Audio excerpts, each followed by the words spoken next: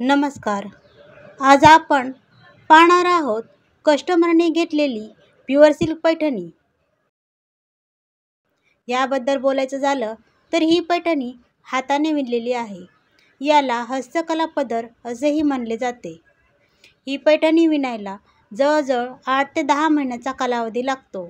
याचा कपडा हा प्युअर रेशीमने बनलेला आहे. याच्यावरची नक्षी ही मोर, पोपट व पद्म याद्वारे बनवली जाते. ही कारागिरी खूपच खास असते. यावर सर्व कारागिरांची मेहनत अवलंबून असते. ज्या प्रकारची कारागिरी याच्या पदरावर केली जाते त्यानुसार या पैठणीची किंमत ठरवली जाते.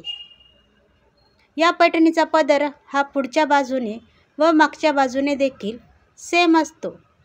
हीच प्युअर सिल्क पैठणीची खासियत असते. धन्यवाद.